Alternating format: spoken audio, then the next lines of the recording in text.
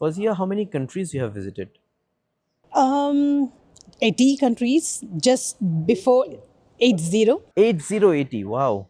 just like before the award ceremony, I was 78 and I covered two more countries. Egypt and Jordan will coming to Riyadh. Fouzia, being a CEO of the startup, especially, and your intense routine, morning routine, how does it looks like? What you are a morning person and you are a night person? Ask this question to any CEO. You will know that there is no. Such a literally an inspirational story. Sometimes we think that God is writing the story and he's driving the story in a different way, like because we lost our loved one during the the peak time of your life. You lost someone, or anyone who loses, we think like, yeah, the life has ended here. And the good part is like, you never thought that you stood up, like you worked so hard to reach here. What brings you to Riyadh? Like, why Riyadh?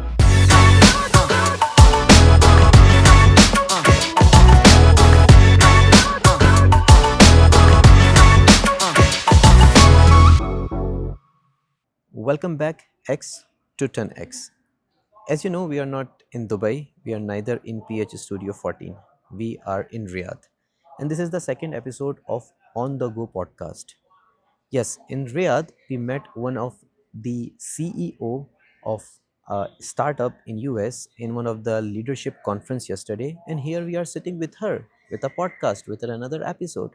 Let me introduce her, but before introducing, can you just go back and subscribe X to 10X? She is the one who have started her own company in US, and the company name is BSM E2E. Yes, you have heard correct, BSM E2E. Let me introduce Miss Fouzia Sultana. Hello ma'am, how are you? Hi, I'm doing good. What is that BSM E2E? It has a lot of significance. One, my name is Fouzia Sultana Malim, and that's like FSM, and it's BSM. The other one, the primary reason I wanted to have like BSM, SM stands for like righteous path. It also has like soulful mission, and my mom said like be on the righteous path and be on the soulful mission, and that led to BSM. And when I lost my like there's a lot of legacy behind when I started my company, and if we have time, I can share that. E2E is like earth to eternity. And it's like be on the righteous path, earth to eternity, and have the power of oneness. When I started my career around 2005, 2008, I was part of Dell. And I was very fortunate to be part of such prestigious organization. And you know how Dell has revolutionized the whole industry at that point of time. And I like the Dell Directs model, and I was part of the Dell Analytics, and it opened me a door to like a lot of things. And I so wanted to start my company at that point of time, and it gave me that confidence being part of Dell that you can start your firm. But I got married, and I had to like have the dream like parked a while. And around 2010, I met my soulmate, and when I proposed to him, and then we got married. Unfortunately, I had to lose him. He was caught with cancer and he couldn't survive. And I said at that point of time, I said that I prayed, and I said that if my prayers cannot extend his life on earth, let's extend our story to eternity. And that's how earth to eternity. And leave a legacy, because during that journey, what I found was whatever we do, things are not in our control. Because if something is written, it would happen, and we just keep struggling and all of that, right? Sometimes you take a step back, identify your inner peace, balance yourself. It took me 4 months. It was a very shattering experience, because when you have loved someone from the depth of your heart and your soul, and just in a matter of time, and God likes him so much, when he pulled him back, I was like, took me a completely like shattered, and thanks to my parents for being like the supporting pillars. At that point of time, I asked God, what's the, show me the righteous path. I'm like completely, and there are a lot of things behind that. When I opened Quran and then I read it, it gave me that God was saying, like I was having a conversation. It showed that this is your righteous path. Like it showed me Quran, and I was reading, and I was like so excited, and I read the whole Quran with meaning. After that, During that instance, it was a test again. I got an opportunity to be part of my company, Cognizant. At that point of time, after I moved to like Dell, OL, Tesco, and then I was part of Cognizant when I met him. Cognizant said that they were very supportive, they were very nice, and they gave me an opportunity saying that you need a change, and why don't you get an opportunity to travel to Switzerland? It will be a good change for you. But I felt like in Islam, you have to spend 4 months as Idda, and I didn't want to step out. I said that there's whole life for me, but let me take those 4 months and dedicate myself in prayers. And I stayed back at home for those 4 months. And after that opportunity, I joined back Cognizant. And it was around like 6 months I was in Hyderabad. At that point of time, God again gave me an opportunity for UK. My mom and dad said, if you fly now, you will never come back. I said that, Mom, trust me. It is like whatever is happening, some things are written. And if I'm getting an opportunity, it might be something, let me go and give it a try. That's when I moved to UK. And I lived in UK for 5 years, and it's like a whole journey again. Like from UK, I have to like travel around 45 countries, and I explored so much. And I loved, like, we both wanted to go to Europe, and that's when the first time, that was like a very different experience, because it's like, I said that, okay, let me go with a travel agency, book through them. But I gave it a try because I had only like 2 days. If my project was getting ending, I might have to travel back. At that point of time, I said that let me go to French embassy directly and apply for it. I had only like 2 or 3 days. I went to online, searched for French embassy direct website, and applied for the visa. I got it in 2 days, and I was like, okay, this might be like an opportunity for me to just go to France. And everybody was like, oh, you're traveling alone. I said that, okay, Bismillah, let's go. I put my backpack and then went to France. After that, I went for Brussels, like Amsterdam, and then it was like all easy. It's just that overcome the fear.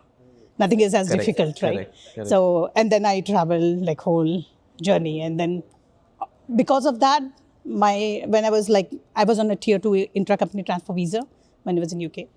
My VPs were saying that you can get an opportunity to be in Spain, because Spanish had, we were establishing the data scientist, the complete setup of like the whole ELTs, and they wanted me to organize that whole thing. And but like I said that I have traveled to Spain a lot. Then they said to go to Brussels and go to like other places. But I wanted to go to Switzerland because that was like beautiful. And it was like, everybody knows like from India, how touchy you will be with Switzerland. At that point of time, one of my managers said that, why not US?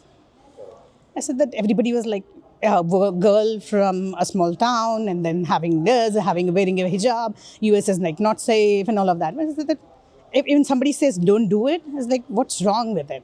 Why not? So I said that, why not? I never had that plan for US. I said that, okay, I have explored whole of like Europe. Let me explore. That might be like, hear your call, right? When there are some signs of call, hear about it. I said that, okay, let me give it a try. And I think, I don't know why people, it's like US definitely is like, it had like lots of book work, because I had to like from my birth to my company, it was like this big book for visa application. Correct. But that was fortunate because I got a L1A blanket, which was like an entrepreneur visa. Okay. And my company in Cognizant sponsored me that visa. Again, I'm fortunate for them, for giving me that opportunity and being with them, being with me. And when I moved to US, after like, it was a great opportunity. And I was part of the business development team, analytics team. And my manager, like, after 6 months, you have the opportunity to apply for green card. So I applied for my green card exactly after 8 years of my husband's death. On the same date as his death, I received my green card. It was like a divine sign, and I was like, my eyes were rolling with tears. I was like, God, you're writing the story. I don't know what is for me. And it's like after 8 years, you're there, because my parents said like marry and all of that, but I loved him so much. I always used to say I'll be with him in Jannah forever and ever. And somebody is like, you know what is being written. So that's where, as a humans, sometimes let things flow. There is a puzzle that is being formed. When you understand the whole puzzle, you will realize what is being. That's correct. At that instance, I said that, okay, it's time now. It's a divine calling. And just before my receiving green card, I saw a dream. I saw a dream of like flying, and I was flying with a lot of people around with the capes, and we were just like flowing around the globe. I felt it's really a divine sign that it's time for you, Fouzia. Go and start the company you've been waiting for. And Bismillah, let's start. And I registered my company in California, USA. In California, US. Yeah, Wow. so that's like the journey of BSM E2E and the birth of the global. I launched it in India, I launched it in like then, but I like closed it. And then when I moved to US with the signs, and I found it's like a launch of BSME2E.com, which is the global. Yeah, okay. Okay. Such a literally an inspirational story. Sometimes we think that God is writing the story and he's driving the story in a different way, like because we lost our loved one during the the peak time of your life. You lost someone, or anyone who loses we think like, yeah, the life has ended here. And the good part is like, you never thought that. You stood up, like you worked so hard to reach here.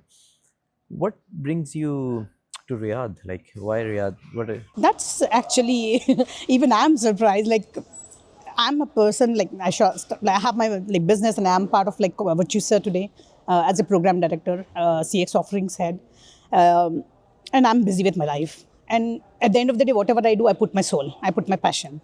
And you never know who is watching. On Yeah, my yeah. LinkedIn profile, someday somebody reaches out and says that we would like to nominate you for the Global Power Women Award. I was like really surprised. I said that, do I deserve it? And then I Googled about them. I read about it. I said, oh my God, this is so prestigious. And am I getting this opportunity? I went and like offered 2 rakat prayers. I Nice. offered, I read like Quran, Yasin. And then I said that, okay, let me fill the nomination form. There might be a sign. Whatever it is, I'm a person who accepts it, right? I may deserve or not deserve, but let me put whatever I have done. If somebody is reaching out, then I filled up the whole form and I submitted it. After I think almost a month's time, I said to my mom and dad and said that my parents said that I got an opportunity to be like part of the Global Power Woman as a nomination. I hope I get selected. I'm not even sure that I deserve this. That's when after I received the selection, it was like a really blessed feeling. And I thought it will be remote, but I asked them where is the event and inquired about them all of the details. It said about Riyadh, and I asked the date and the month. It said September, and September is the date when I lost my husband around September 11. So I said that there might also be a sign, and I want to perform Umrah. So that's where I said that, okay, let me go to Umrah on September 11th as part of his like death anniversary. And I said, let me book my tickets and flight. Every year I travel, and this time I said that, okay, it might be like go to like Riyadh. Correct. And while coming to Riyadh, I again came by Egypt and Jordan, which was like 80th country. Jordan was my 80th country. Fazia, being a CEO of the startup, especially, and your intense routine, morning routine, how does it looks like? What are you are a morning person and you are a night person? Ask this question to any CEO.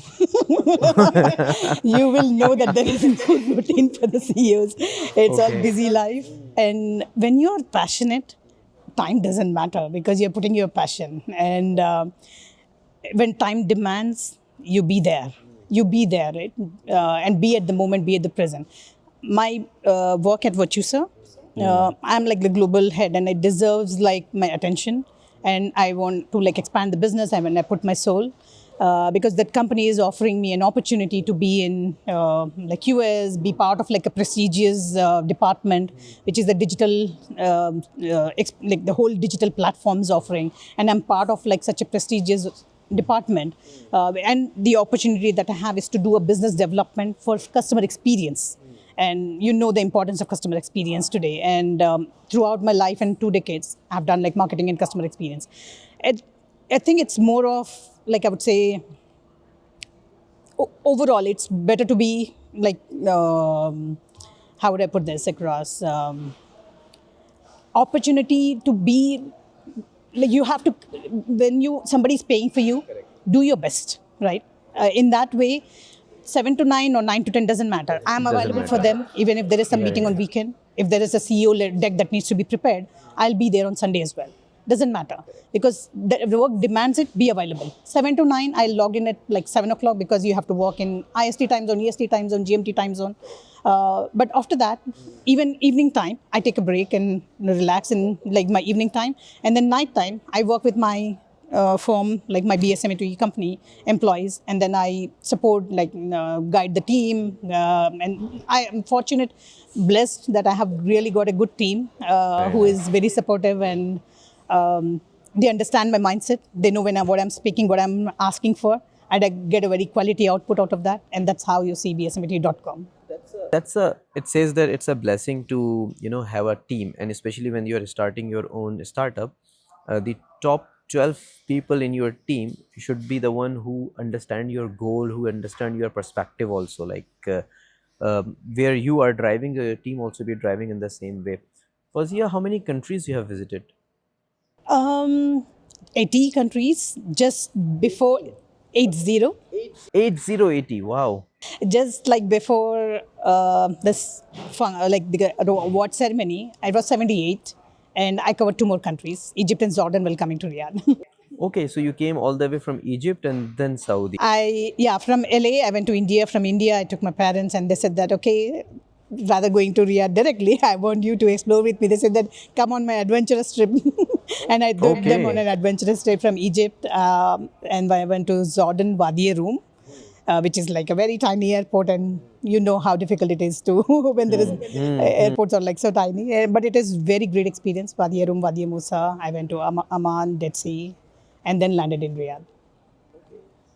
What do you think that your business BSM E2E can change the perspective and the landscape in the region? Like, See, I'm fortunate that BSME2E on the first year of business, with the marketing activities that we did, we were able to attract 1250 people from 114 countries.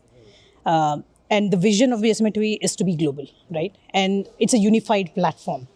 I don't believe in like, definitely borders are there for some reason, but beyond borders, beyond limits, unify the whole humans. Because with my experience across 80 countries, one thing that common that I found is like humans. No, whatever is your language, culture, whatever it is, humans are humans. And that feeling is like, apart, along with that, there is one extra layer, right? So it's your localized environment. The local country that you are in, the local culture that you are in, that blends it. So when you combine, you be local, people are surviving, people are living in those countries, whether it's harsh. And I had been to North Pole, 79 degrees. I have been to polar days, 6 months night and 6 months day. People live, there's no sunset. There's no, it's like everyday whole sun. And sometimes I have been to the places where there is like extreme, like wars going on. Be like a local because people are surviving over there, people are living. And when you talk about global, when you talk about the whole countries, it's, there are no limits. Humans have created the limits. If somebody would say BSME2, if you have seen the logo of it, it has a wings and its brain is connected to the universe. Hopefully, one day BSME2E will be a universal company. that's a very beautiful thing she said, that whenever you are traveling, be a human, like understand on their level when they are living over there. What usually happen that when we travel, we always miss our country, or what we miss that what we were doing in our country, like rather than keeping ourselves in their shoe and living their life, right? So that's something we need to do, right? Any experience, any weirdest experience you have ever faced in out of these 80 countries, like? Weirdest. Every There are 80 stories that you're asking me. Because every travel is a story, it's an adventure. A lot of things. Probably we can have a biography on every travel.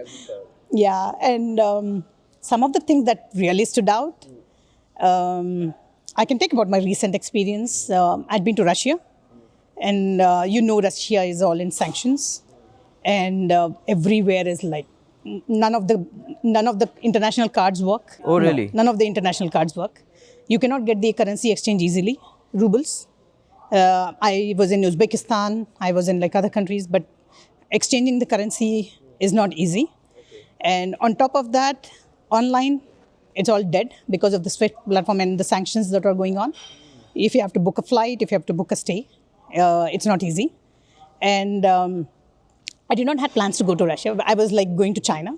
And from China, I want to go to Korea and other countries. But at that point of time, when I went to like Googling and I found like a very cost-effective flight to is Irkutsk. I always had a dream to see mammoths, ice age mammoths.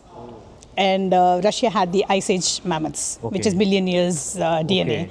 And I wanted to go to Yakutsk. It was in my bucket list. And I was Googling and said, I found something and I came across that Russia was offering e-visa and I applied for it. I booked one-way flight. After one-way flight, I have to come out, right? You have to come out and you have to book a stay and your insurance. One-way flight was possible because I was traveling from Mongolia to Russia. Because that airline was like not sanctioned, right? Mongolia is still, I could book it. But after Russia, I have to book a flight which can take me out. I could not find any flight that I could book out. And I said that, oh my God. Then I was searching, how do I get out of this? Then I'm really good in like finding places. Then I found like a flight from Uzbekistan to Irkutsk.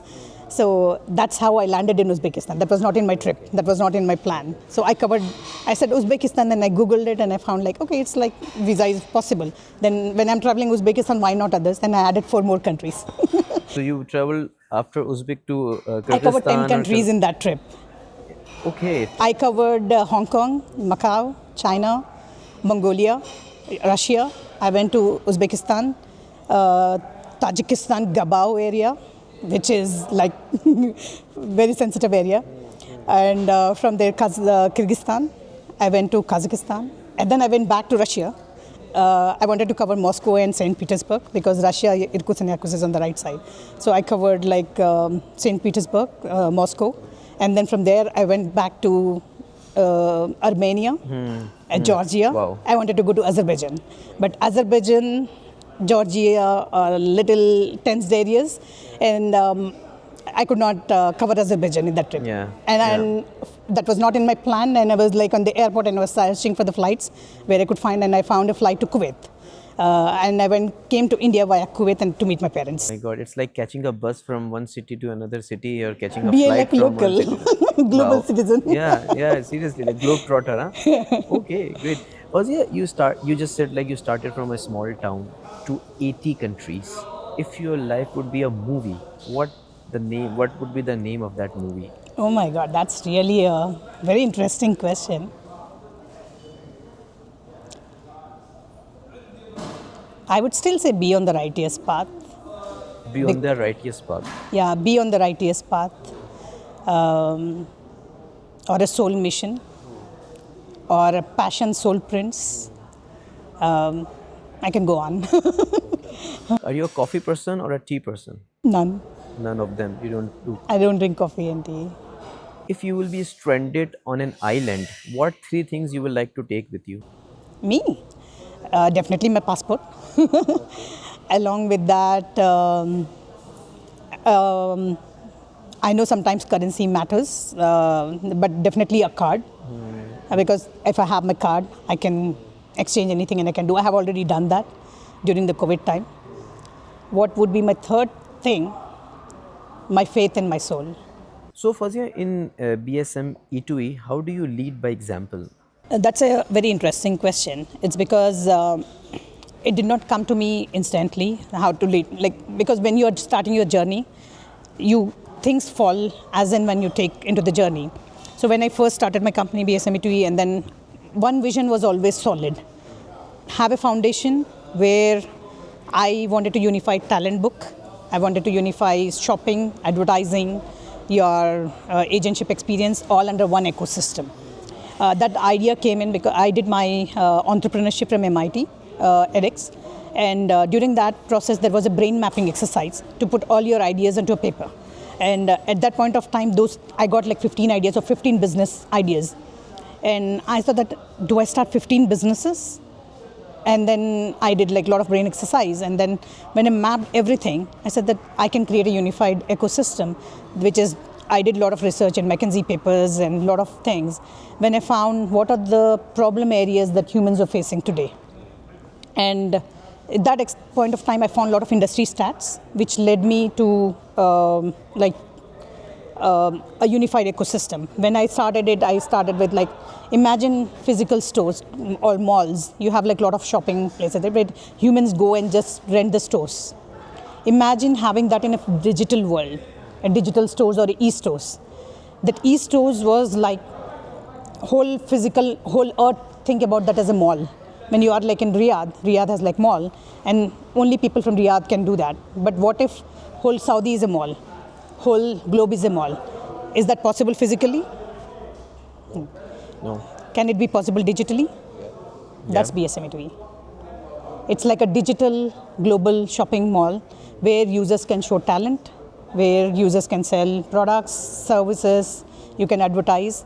And people said that, oh, there is Amazon, people can sell it, there is like Instagram, people can show talent, and you have like for advertising, but people have these ecosystems. It's fine. People have Instagram today, people have LinkedIn profile today, people have Facebook profile today.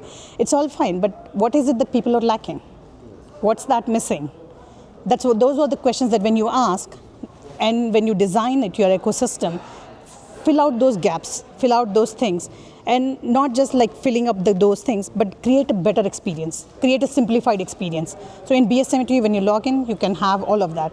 And I was like, in my first year of business, people said, can you even get users onto your platform? Because you have Instagram, which is well established. You have YouTube, people are showing their vlogs. You have like Facebook for decades plus. You have LinkedIn for professional network, Amazon for selling services. Why will people come to BSME2E? Then I said that, okay, let's take it as a challenge and then get the users. So people were able to, my fundamental thing of BSME2E is like passion. Because I'm very passionate and I wanted to have people who are passionate. So when we did the advertising, we saw people from 114 countries. Then the next question that came in for the next year, which was 2023, 2023 was like, I had launched the contest. 2024, people said, can you even get sellers onto your platform when there are so many out there? Then again, I ran like a challenge and then took these people and then I got like sellers. Then I said that, okay, can you monetize the sellers? Like, are you able to convert it? That's a challenge again. That's when I had like a sales specialist. I did a lot of research and found a very interesting specialist from Australia. And we both did a lot of brain mapping and said that I want to monetize and I want to see, because you have to pull in money back. He gave me a lot of ideas. I said like 4Bs, 4S, like beyond borders, beyond limits, call to action, the souls, all of it. Then I said, I want something which can connect easily to the users. I was doing a lot of my brain mapping in the night, and I found like when I draw all of it, and I was using ChatGPT. I use extensively the AI, and if you see the whole way of ecosystem, you'll find a lot of AI flavors. And then I said that, okay, it came in with a lot of combinations. And one of the combination that came in with my framework was example. EXAMPLE, E to E, Earth to eternity, establish to elevate. So you establish yourself and you can elevate, and that's a journey. So that's how lead by example formed. And example is like you establish yourself, which is your identity. When you are in a base camp, establish your identity. And then the next is like you are learn to launch your passion, which is L. Like if you look at EXAMPLE, I'm referring to establish yourself, like learn to launch your passion. And then launch your passion. Don't just sit, like launch your passion. And when you launch your passion, monetize your passion. And then you accelerate, market your passion, excel in lead generation, and elevate. So that's your example framework. That came in, and then I said that, okay, let me simplify that, which is level 1 to level 8. 8 is nothing but a symbol of infinity. And that converted into 4 groups. Like when you're in the initial phase, establishing your identity in your base camp, you're a newbie. And when you are launching your passion, don't just be like your passion, right? Launch your passion, but make some impact to the community. Make some impact to the world. That's how my passion projects, 22 passion projects, which are connected with the, aligned with what United Nations is requesting every individual, every organization to follow. 17 passion projects. I launched like 22 passion projects. My passion is primary passion, but along with my secondary, like the secondary passion is your passion project, which is your achievers. You can be an achiever when you are not just making your passion, but you're also contributing back to the society, back to the humanity. Then your advocates group, not just like doing it, but be an inspiration. be like monetize it and advertise it, accelerate it. People follow you, people take you as an inspiration. That's your advocates group. And then your champions. When you do all of it together, along with your lead generation and your business development, expanding beyond your borders, beyond limits, which is your brand, build a brand with the heart, which is your heart, head, hands, and home, and answer to the calls. There are divine things that you will always come across. Listen to that, answer to your calls, and scale with soul. So build your brand with a heart, answer the calls, and scale with soul. That's my concluding statement. Great. What an amazing conversation with her. Honestly speaking, starting from a small town she mentioned, to a leadership, to a startup, to a CEO of the company, and also a globetrotter. Like, I am truly inspired by the story of Fouzia Sultana. If you liked it, please subscribe it and have a look on the channel. Thank you very much.